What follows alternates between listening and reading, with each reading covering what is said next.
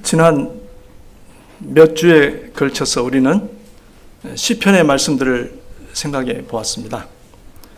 시편들 속에서 우리는 하나님을 떠나서는 우리에게 행복이 없으며 그 어떤 것도 하나님보다 우리 삶의 의미와 정체성에 더 중요한 게 없음을 살펴보았습니다. 오늘은 빌립보서에서 한 부분을 생각하겠습니다. 빌립보서는 바울 선생이 로마 옥중에서 빌립보 교회에서 보낸 서신 중 하나입니다. 빌립보 교회는 바울이 유럽에 맨 처음 세운 교회입니다. 루디아가 처음 믿은 이야기, 참 아름다운 이야기죠. 바울과 실라가 감옥에 갇혀서 겪었던 일은 매우 유명합니다. 그 빌립보 교회는 바울 선생을 물질적으로 후원하였고 갇혀있는 바울에게 그를 도울 사람까지 보내주었습니다. 그러므로 바울은 이 빌립보서 이 편지에서 여러 곳에서 빌립보 교회에 대하여 감사와 칭찬을 아끼지 않고 있습니다. 그러나 바울에게는 빌립보 교회에 대한 염려가 있었습니다. 교회 내에 다툼이 있다는 것을 알았기 때문입니다. 우선 3절 말씀이 그것을 암시하고 있습니다. 3절 우리 같이 읽어보죠. 아무 일에든지 다툼이나 허영으로 하지 말고 오직 겸손한 마음으로 각각 자기보다 남을 낮게 여기고.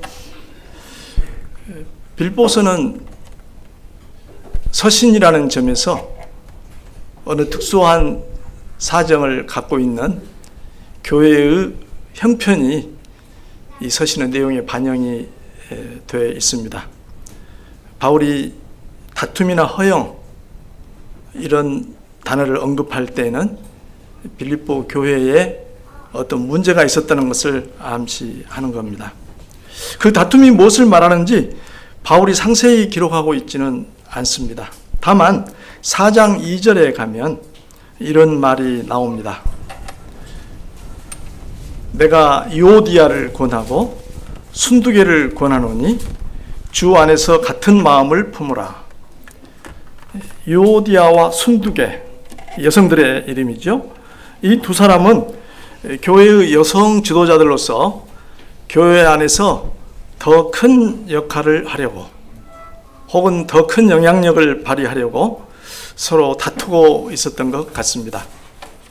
바울은 자기와 아름다운 교제를 나누고 있는 교회에 이런 일이 있다는 게 마음이 아팠을 것입니다.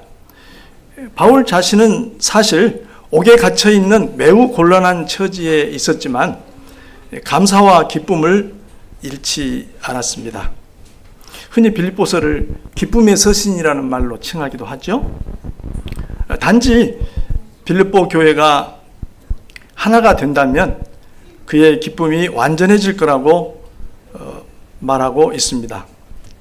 우리가 방금 읽은 4절 끝에 가보면 각각 자기 일을 돌볼 뿐더러 또한 각각 다른 사람들의 일을 돌보아 나의 기쁨을 충만하게 하라.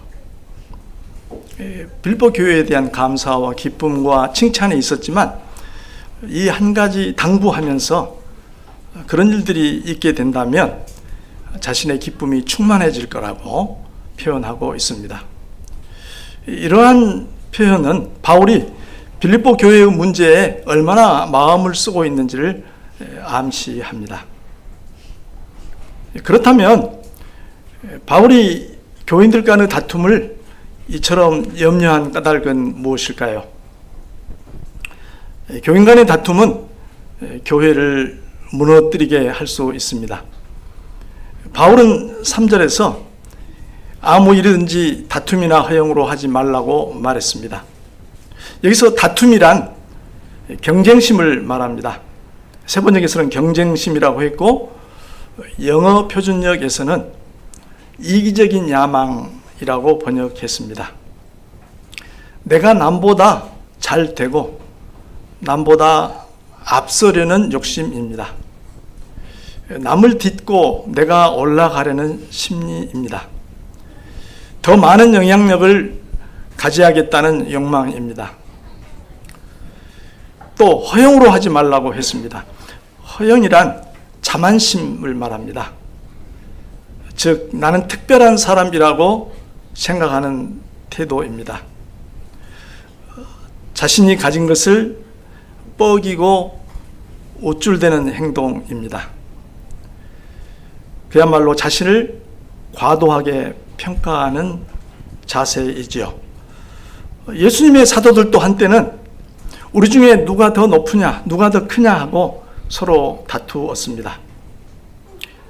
이러한 경쟁심과 허영은 성도들과의 관계를 망가뜨리고 교회에 분란을 일으키게 됩니다.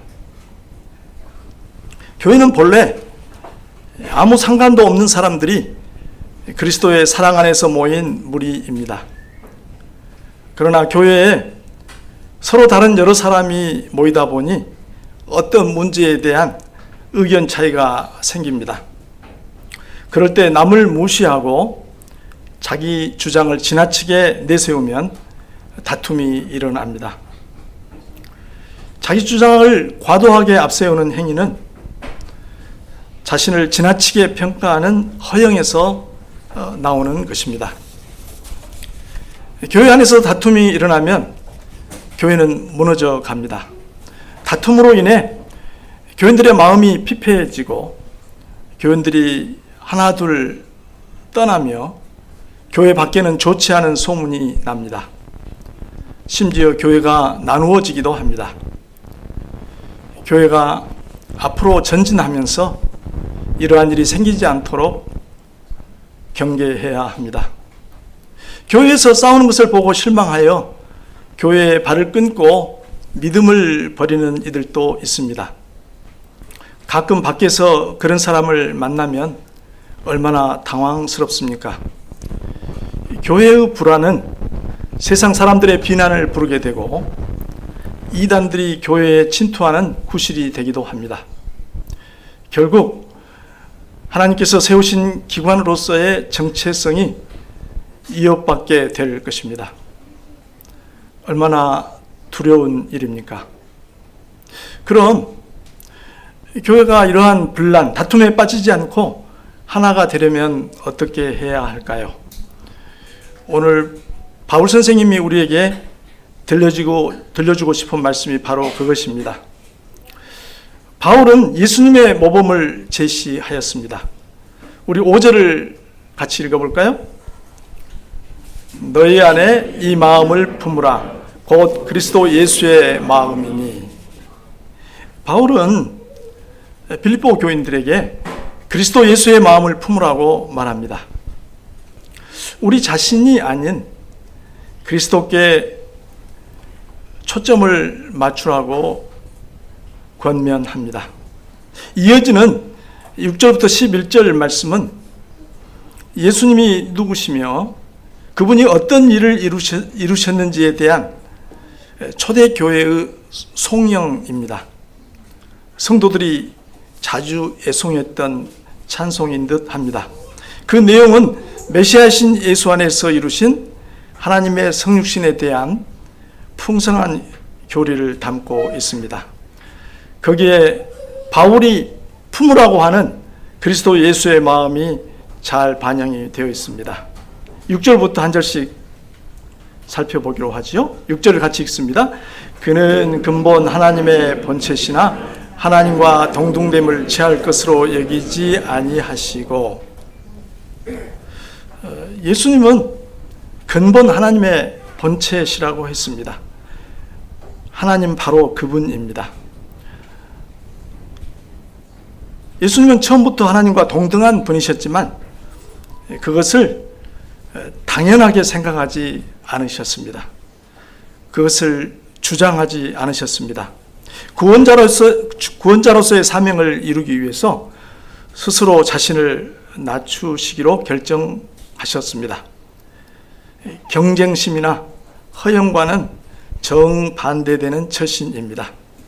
사람들이 흔히 취하는 태도, 그런 행동과 얼마나 다릅니까? 7절로 넘어가도록 하십시다. 함께 읽어보죠. 오히려 자기를 비워 정오 형체를 가지사 사람들과 같이 되셨고, 형체란 말이 7절에서도 사용되고 있습니다. 본체, 형체가 같이 서로 바꿔서 쓰는 말인데요. 여기서 보면 이런 단어들에 주목하십시오. 자기를 비워 종의 형체를 가지사 사람들과 같이 되셨고, 예수님의 낮아지심을 3중으로 묘사하고 있습니다. 하나님과 동등하신 분이, 바로 하나님이신 분이 우리와 같은 비천한 인간이 되셨습니다. 왜요? 주님의 뜻을, 하나님의 뜻을 이루기 위해서입니다. 예수님의 탄생부터가 그것을 보여줍니다. 물론 예수님이 하나님의 구원 계획에 순종하여 사람이 되신 것은 신성을 중단했다는 것은 아닙니다.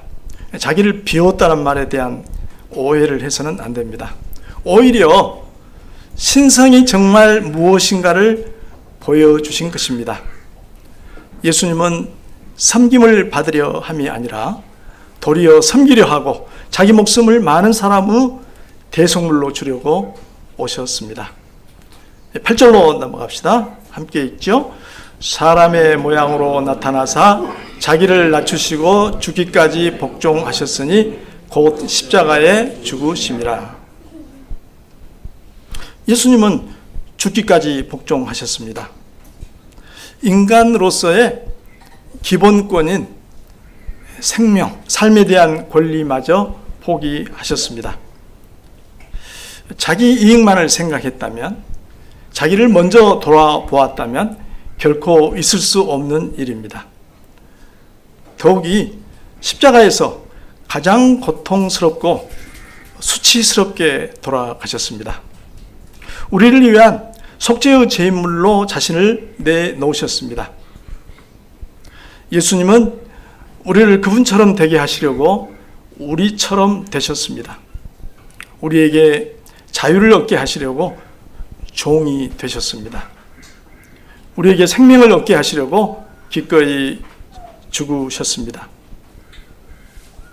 이러한 주님의 행동은 우리에게 어떤 교훈을 줍니까? 우리도 바울 선생의 권면처럼 예수님의 마음을 품어야 합니다. 예수님의 마음을 품어야 합니다. 예수님의 길을, 그 발자취를 따라가야 할 것입니다. 물론 우리는 예수님이 하신 일들과 예수님이 하신 일들을 똑같이 할 수는 없습니다. 그러나 우리는 주님의 은혜를 풍성하게 받은 성도들입니다. 이미 주님을 뒤따를 수 있는 준비가 갖추어져 있습니다. 우리 1절로 돌아가서 한번 생각해 보십시다. 1절 같이 읽죠? 그리스도 안에 무슨 권면이나 사랑의 무슨 위로나 성령의 무슨 교제나 긍휼이나 자비가 있거든. 제가 그러므로를 뺐죠. 그러므로 그리스도 안에 무슨 권면이나, 여기에 4가지 또는 5가지가 언급이 되어 있습니다. 1절 끝에 있거든 이란 말은 영어로 if입니다. if.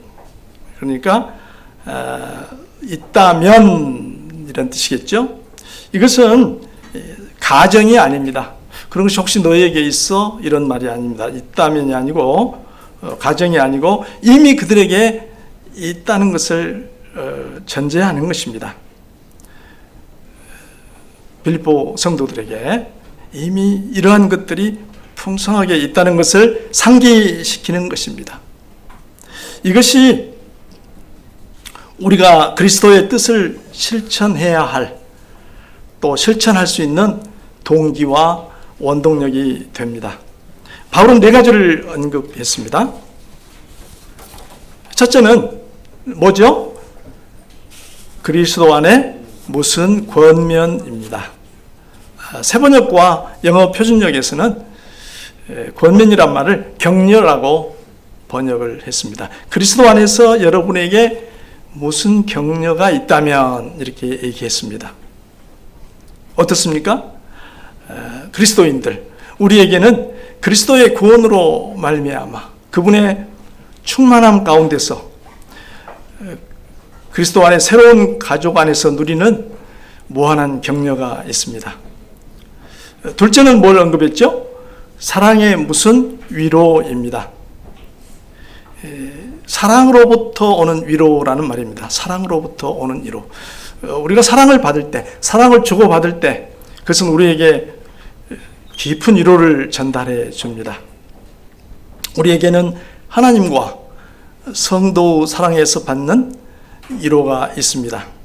사랑은 날마다 우리를 지탱해 주고 우리를 즐겁게 해주며 우리에게 힘을 줍니다. 셋째는 뭘 언급했죠? 성령의 무슨 교제입니다. 이 교제라는 말을 영어 표준역에서는 성령의 참여함이라고 번역했습니다. 성령께서는 우리 안에 계셔서 우리를 지도하시고 우리에게 힘을 주시며 우리를 하나가 되게 하십니다. 이것이 바로 성령의 무슨 교제입니다. 그것이 우리에게 가득합니다. 그것이 그리스도인의 정체성입니다. 넷째는 긍휼과 자비, 묶어서 생각해 봅시다. 세번역에서는 동정심과 자비 이렇게 번역했고 영어 표준역에서는 애정과 공감 이렇게 번역했습니다. 사뭇 느낌이 다르기는 합니다만 우리가 서로 주고받을 수 있는, 서로에게 줄 수 있는 놀라운 감정들입니다. 이러한 감정은 앞에 언급한 세 가지가 있다면 자연스럽게 흘러나올 수밖에 없는 것들입니다. 그리스도 안에 무슨 위로, 사랑으로부터 받는 위로, 그리스도 안에 있는 무슨 격려, 또 성령의 교제, 이런 것이 우리에게 풍성하다면 긍휼과 자비, 동정과 자비심은 흘러나올 수밖에 없습니다. 우리가 하나님의 가족으로서 이러한 감정을 느끼는 것은 너무나도 당연합니다. 서로에 대해서. 이상 네 가지 사실을 토대로 바울은 빌립보 교인들을 권면합니다. 바울은 우리에게 이런 것이 있다면 서로 하나가 되라고 말씀합니다. 우리 역시 그리스도인으로서 이런 것들을 가지고 있습니다. 이 모든 것에도 불구하고 마음과 행동이 따르지 않는다면 뭔가 크게 잘못되어 있는 것입니다. 이제 바울의 권면을 하나하나 살펴보도록 하십시다. 아까 남겨두었던, 한번 지나갔던 2절을 다시 보도록 하겠습니다. 함께 읽습니다. 마음을 같이하여 같은 사랑을 가지고 뜻을 합하며 한 마음을 품어. 여기에서 표현은 다르지만 반복되는 말들이 많이 보이죠? 어떤 것들이 보입니까? 같이 하며, 같은 사랑, 뜻을 합하며, 한 마음, 이런 단어들이, 어구들이 보입니다. 바울은 교회의 하나됨, 교회의 일치를 힘주어 강조하고 있습니다. 에베소서의 표현을 빌리자면 성령의 하나되게 하신 것을 힘써 지키라는 것입니다. 이미 우리는 그리스도의 은혜로운 구원으로 말미암아 하나가 되었습니다. 성령께서 우리를 하나로 묶으셨습니다. 그것을 힘써 지키라고 우리가 에베소서에서 배웠습니다. 서로 다른 사람들이 모여 예수님 안에서 하나가 되어 사랑하며 살아가는 것이 바로 교회입니다. 우리 각자는 교회의 일치를 위해서 부단히 노력해야 한다는 것입니다. 물론 교회 일치는 하나님의 아들을 믿는 것과 아는 일에 하나가 될 때 달성될 것입니다. 4절 끝에 나의 기쁨을 충만하게 하라는 말 아까 잠깐 생각했는데 세번역과 영어 표준역에서는 지금 우리가 살피고 있는 2절 끝에 붙어 있습니다. 2절 끝에 때때로 서양어와 우리 언어의 어순의 차이 때문에 이런 일들이 좀 생깁니다. 이것이 2절 끝으로 오는 것이 어순상 맞습니다. 그러니까 2절 전체를 세번역으로 다시 읽으면 여러분은 같은 생각을 품고 같은 사랑을 가지고 뜻을 합하여 한 마음이 되어서 내 기쁨이 넘치게 해 주십시오가 됩니다. 바울은 빌립보 교회가 생각과 사랑과 뜻과 마음이 하나가 되면 그보다 기쁠 일이 없겠다고 강조하고 있습니다. 그럼 바울은 하나가 되기 위해서 어떻게 하라고 합니까? 빌립보 교회에는 무엇이 필요했습니까? 이제 3절 다시 한번 살펴보도록 하겠습니다.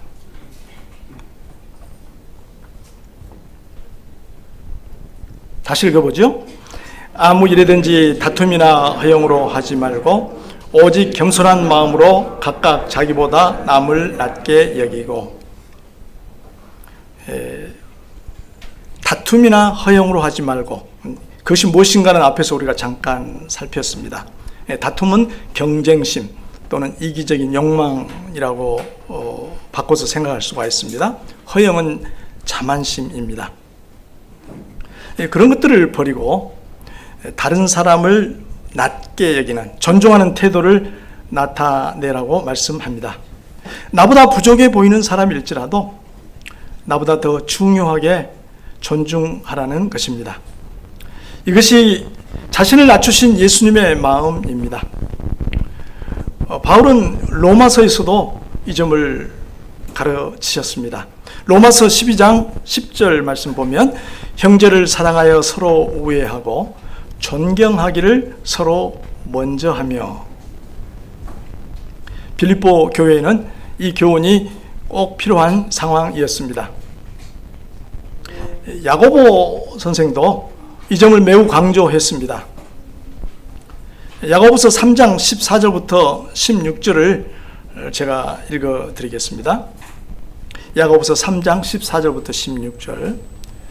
그러나 너희 마음속에 독한 시기와 다툼이 있으면 자랑하지 말라.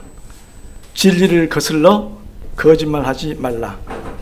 이러한 지혜는 이로부터 내려온 것이 아니요 땅 위의 것이요 정욕의 것이요 귀신의 것이니, 시기와 다툼이 있는 곳에는 혼란과 모든 악한 일이 있습니다. 야고보 선생은 시기와 다툼을 경계했습니다. 시기와 다툼. 여기서 다툼은 빌립보서에서 우리가 살펴보고 있는 경쟁심 같은 이야기입니다. 바울이 말했던 허영과 더불어서 내가 남보다 더 앞서겠다는 마음가짐에서 나오는 것들입니다. 만일 누군가가 그런 것들을 지혜라고 한다면, 15절에 보니까, 야고보서 3장 15절에 보니까 이러한 지혜는 이라고 했는데, 만일 누군가가 그런 것을 지혜라고 한다면 그것들은 위에서 내려온 것이 아니라, 그 기원이 하나님께 있는 것이 아니라 땅에 속한 것이고 육신에 속한 것이고 악마에게 속한 것이라고 야고보는 신랄하게 비판하고 있습니다. 시기심과 경쟁심이 있는 곳에는 혼란과 온갖 악한 행위가 있을 뿐이라고 경고합니다. 다시 우리 돌아와서 바울의 다음 권면을 살펴보도록 하십시다. 4절 우리 함께 읽습니다. 각각 자기 일을 돌볼 뿐더러 또한 각각 다른 사람들의 일을 돌보아 나의 기쁨을 충만하게 하라. 자기 자신의 문제에만, 자기 자신의 이익에만 관심을 두지 말라는 것입니다. 교회는 앞을 보고 예배만 드리는 것이 아닙니다. 내 이웃을 내 몸과 같이 사랑하라는 주님의 명령을 실천하는 곳입니다. 내 가족이나 전부터 가까운 사람들뿐만 아니라 심지어 내 마음에 안 드는 사람에게까지 관심과 사랑을 나타내야 합니다. 이러한 삶은 오늘날 우리 생활에 좀 낯설어 보입니다. 경쟁 사회요, 자신만을 챙기는 사회입니다. 사람들은 이기적으로 살아가는 것을 너무나 당연하게 여깁니다. 그러나 하나님의 나라의 길은 다릅니다. 세상이 그렇다면 더욱 우리 교회가 빛을 발할 자리가 있는 것입니다. 하나님께서는 자기를 낮추신 예수님을 가장 높여주셨습니다. 바울은 마지막으로 예수님의 높아주심을 언급함으로써 자신이 빌보 교인들에게 하는 권면을 강조하고 있습니다. 9절부터 11절 우리 한 목소리로 읽어보겠습니다. 이름으로 하나님이 그를 지극히 높여 모든 이름 위에 뛰어난 이름을 주사 하늘에 있는 자들과 땅에 있는 자들과 땅 아래에 있는 자들로 모든 무릎을 예수의 이름에 꿇게 하시고 모든 입으로 예수 그리스도를 주라 시인하여 하나님 아버지께 영광을 돌리게 하셨느니라. 그리스도의 낮아지심과 높아지심의 교리의 그 유대한 교리의 출처가 되는 토대가 되는 말씀입니다. 예수님께서는 제자들에게 자기를 높이는 자는 낮아지고 자기를 낮추는 자는 높아지리라고 거듭해서 강조하셨습니다.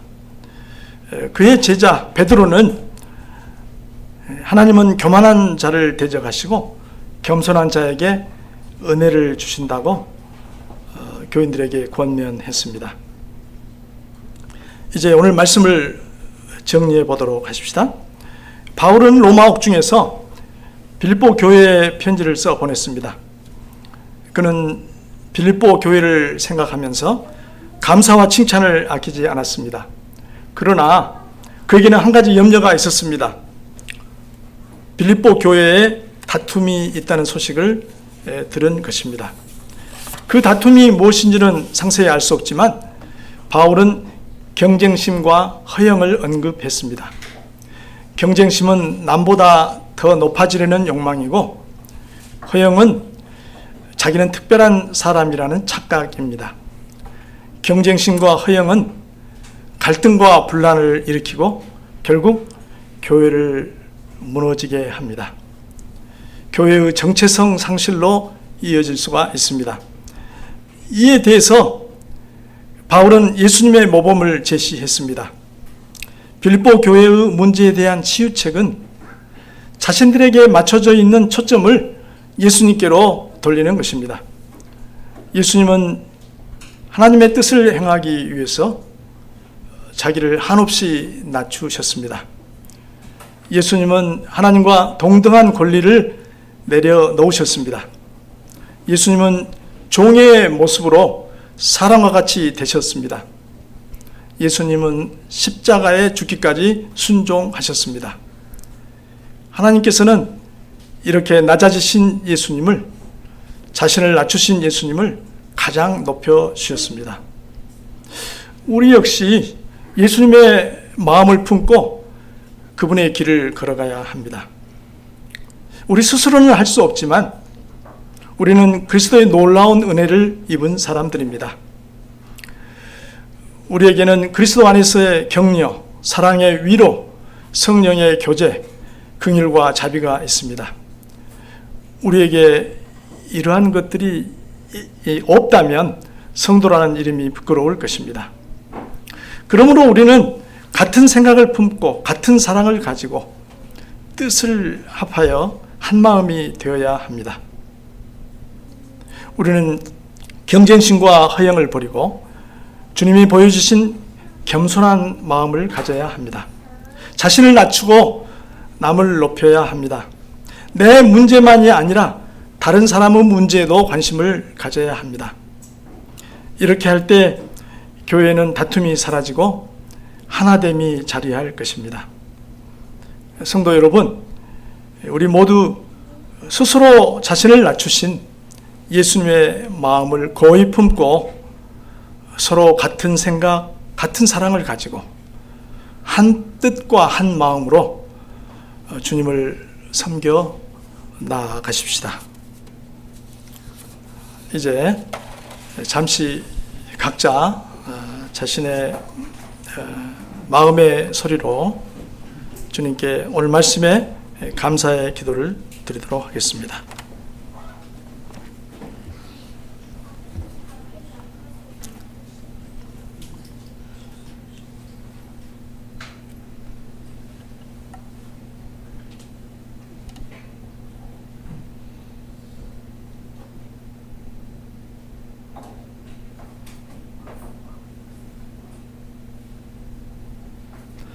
제가 기도하겠습니다. 자비로우신 주님, 오늘 주신 말씀에 감사를 드립니다. 우리가 다시금 그리스도 예수의 마음을 품도록 가르쳐 주심을 감사드립니다. 예수님은 하나님의 뜻을 이루기 위하여 자신을 낮추어 사람이 되시고 죽기까지 복종하셨습니다. 주님께서 우리에게 모든 은혜를 풍성히 주셨사오니 저희가 힘써 하나가 되게 하옵소서. 경쟁심과 자만심을 버리고 겸손한 마음으로 다른 사람을 높이게 하옵소서. 저희 자신의 문제에만 매몰되지 않고 서로 돌보게 하옵소서. 그리하여 우리 교회가 온전히 하나 되어 복음의 영광을 찬란히 드러내게 하옵소서. 우리 구주 예수님의 이름으로 기도하옵나이다. 아멘.